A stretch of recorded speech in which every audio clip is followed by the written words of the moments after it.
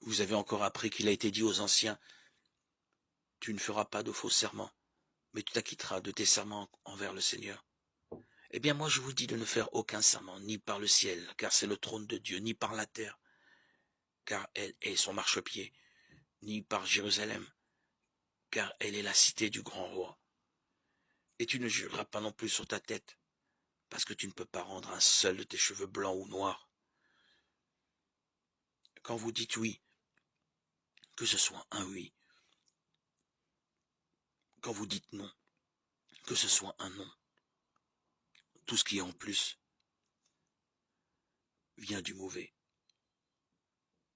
Matthieu 5, 33, 35.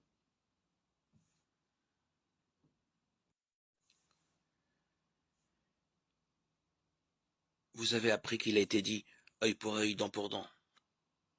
Eh bien, moi, je vous dis de ne pas riposter aux méchants. Mais si quelqu'un te gifle sur la joue droite, tends-lui encore l'autre.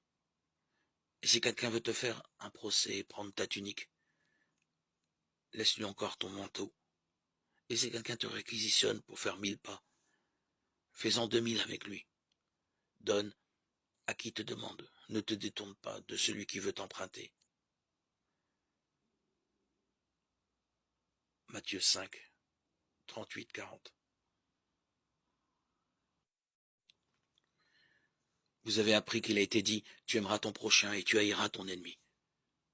Eh bien moi, je vous dis, aimez vos ennemis et priez pour ceux qui vous persécutent, afin d'être vraiment les fils de votre Père qui est dans les cieux, car il fait lever son soleil sur les méchants et sur les bons, et tomber la pluie sur les justes et sur les injustes.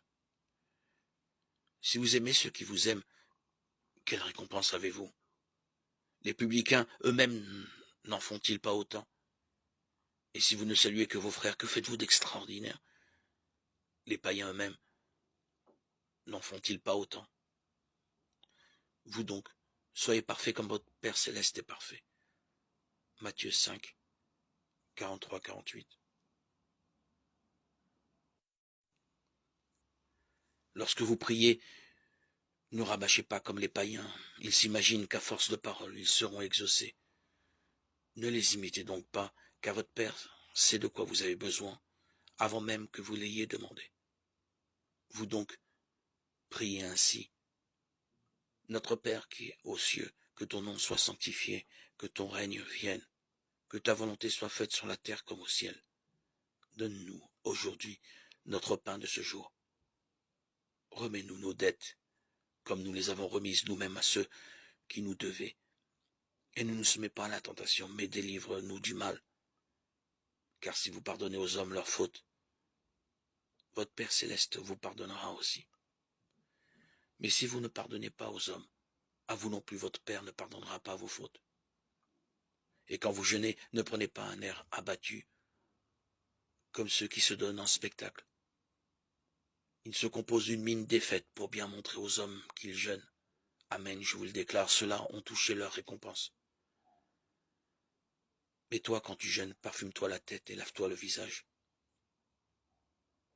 Ainsi ton jeûne ne sera pas connu des hommes, mais seulement de ton Père, qui est présent dans le secret. Ton Père voit ce que tu fais dans le secret. Il te le revaudra. Matthieu 6, 7, 18. D'ailleurs, qui d'entre vous, à force de soucis, peut prolonger tant soit peu son existence? Et au sujet des vêtements, pourquoi se faire tant de soucis? Observez comment poussent les lys des champs.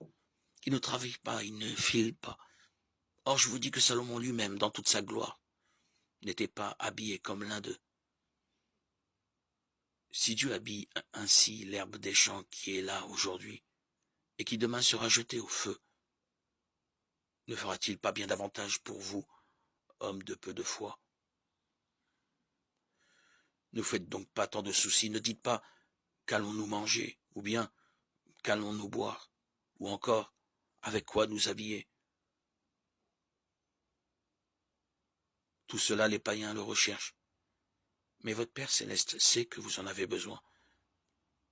cherchez d'abord son royaume et sa justice, et tout cela vous sera donné par-dessus le marché.